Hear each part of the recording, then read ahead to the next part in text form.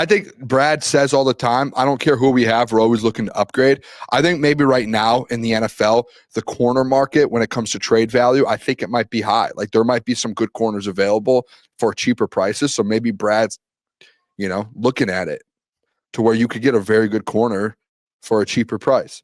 Because there are a lot, like it feels like every other tweet that gets thrown out there about the trade deadline, it feels like it's a corner tweet. It feels like today there was another trade with a corner involved. Last week there was. Like it just seems like there's a lot of corner. There's a big corner market right now. Yeah, I mean, here, let me see. This is the report that you saw. Lions royalty kind of just it's in a New York Times article, so it's behind a paywall, but it was people were reading it and posting it. Lions royalty put the Lions are making calls for a corner per DM Diana Russini, which I mean, if it is a corner, it's probably going to be kind of like what you talk about with tackle. It'll probably be like Roger McCreary from the Titans was just traded to the Rams. Like I think he's the nickel over there.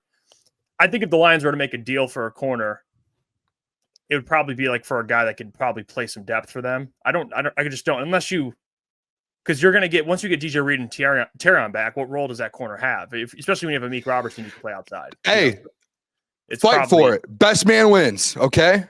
What happens if another injury happens after the trade deadline's over? Have depth now. Go trade for someone. Make a move. If Brad wants to do it, I'm not mad at it, to be honest. I'm all for it. I'm not going to be mad. That means Terrion's got to work for it. I think my take on this is I think if you talk edge offensive line in corner, I would be surprised. I would be more surprised if they were to trade for a corner than they would any of the other two positions. Oh, hey, didn't catch you there. Let me tell you about our friends over at Manta. With the Manta Pro Sleep Mask, which is a fully adjustable, ultra comfortable sleep mask that delivers 100% blackout and breathable side sleeper friendly design. I'm a side sleeper. I ordered this about a week ago. It came in. I've been using it, and I've gotten some of the best sleep I've ever gotten. Because I know you guys are tired of waking up before your alarm because the sun's hitting your face. Well, the Manta Sleep Mask Pro blocks out every bit of light, so you can actually stay asleep. If you can't sleep because of street lights, early sunrises, or your room just isn't dark enough, this helps. It's fully breathable. I sweat when I sleep. It helps out tremendously. 100% blackout. Adjustable eye cups, breathable, cooling materials, which is all ventilated. And you guys can go to their website and use the code CRUNCH to unlock 10% off your purchase. You can also grab different accessories to go along with it. It's the best. I can't believe I just started using a sleep mask. It's a lifesaver. So appreciate them for sponsoring the video. Now let's get back to it. Yeah. Well, I mean, we did this last week. We were ranked them, and my number one was offensive tackle. I think that was your number one. My number two was edge, and 3 was corner. But again, and I did say the only way I'd be mad coming out of this trade deadline if they just ignore the tackle, offensive tackle position. But the fact they're making calls for corner, like who put it in the chat there? Ghetto Boy Juan. I wonder if they don't have faith in TA. I don't know if it's TA, but for them to be making calls, that obviously means that they are looking to upgrade, or they're not confident in someone or something. Maybe the DJ Reed injury is longer than we think. He is on IR still.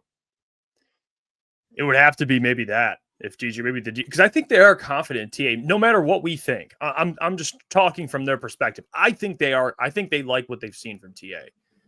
Because everything that I know Dan's not going to throw him under the bus, but they've been complimenting Terry and Arnold. And I think the only way that you're going to find out about TA is if you let him. He has to play. He's only going to get better by playing. So it probably has to do more with DJ Reed. If they're worried, maybe his injury might take a little more than they initially thought. Maybe that would be a reason to trade for a corner. That's where I would lean more so too, is that DJ Reed's injury. Obviously, it's not season ending, but maybe it goes until December. Maybe it goes until January. Now, that could be the case. But then they have Meek Robertson, who they like. Or I guess they think I don't know. It's just, I don't know. And AG's Burner says Brad Holmes doesn't seem like the dude to flush a pick for a rental. Now, here's the thing that I think in my opinion, although Brad doesn't do it, he doesn't really trade for rentals.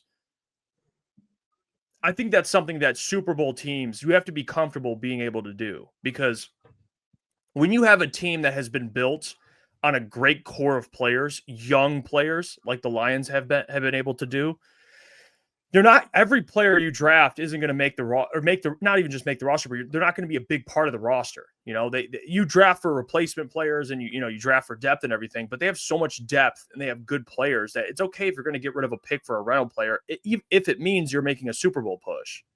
Yeah. We've seen teams do that. And I don't think that's a big deal. Like, if you have a good core of players, it's okay to get rid of some picks. Like the Rams just did it. They just traded some picks for another corner. Like the Rams aren't looking at this thing like, hey, we got Matthew Stafford. I know the Lions are in a different spot with Jared Goff. Matthew's older, but they're still looking at this thing going, hey, we want to make a Super Bowl push. Let's do it. Make the move. Yeah. I'm right there with you on that. The Lions are there. They're absolutely there. There is a world, like, I do think Brad knows that or thinks that as well. That's why I think we see these reports that he's shopping. I think he's very well aware of it. I think that's something Brad's got to get a little comfortable doing, is like not saying trade away every single pick. But especially two things. One, you've drafted great players, so many great players that you have your core. And two,